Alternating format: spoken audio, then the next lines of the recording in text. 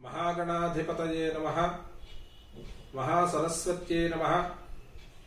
श्रीविष्णुरूपाय नमः शिवाय। वागर्धाविव संपृक्तौ वागर्धप्रतिपत्तये जगतः पितरौ वन्दे पार्वती परमेश्वरौ। श्री क्रोधिनाम संवत्सरमु दक्षिणायनमु हिमवंत ऋतु మార్గశీర్షమాసము శుక్లపక్షము పాడ్యమి ఇందువాసరము. ఈరోజు సనాతన పద్ధతిలో జన్మదినోత్సవం జరుపుకుంటున్న 50 మందికి, ఈరోజు సనాతన పద్ధతిలో వివాహ వార్షికోత్సవం జరుపుకుంటున్న 50 మందికి వేదమాత యొక్క ఆశీస్సులు, అనేక శుభాభివందనములు. ఆశీర్వచనం. ఓం శతం జీవ శరదో వర్ధమాన ఇత్యపి నికమో భవతి శతమితి శతం దీర్ఘమాయుర్మరుతయేనావర్ధయంతి శతమేనమేవ శతాత్మానం భవతి శతమనందం భవతి శతమైశ్వర్యం భవతి శతమితి శతం దీర్ఘమాయుః. आयुर्दा अग्ने हविषो जुषाणो घृत प्रतीको घृतयो निरेधि घृतं पीत्वा मधुचारुगवियं पितेव पुत्रमभिरक्षताधिमम्.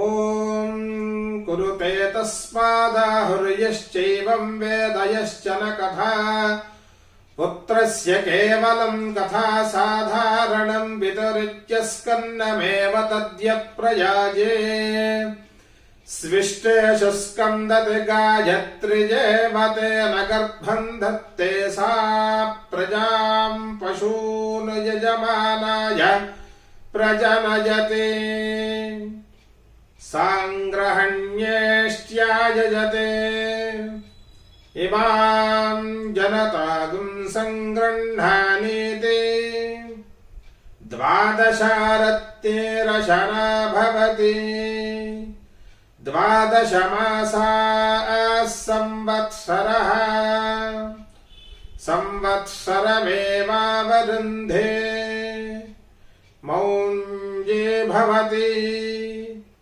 ऊर्ध्वे मुञ्जाः ऊर्जमेवावरुन्धे चित्रा नक्षत्रं भवति चित्रं वा एतत्कर्म यदश्वमेधः समृद्ध्यै शतमानं भवति शतायुः पुरुषः शतेन्द्रिय आयुष्येवेन्द्रिये प्रतिष्ठति.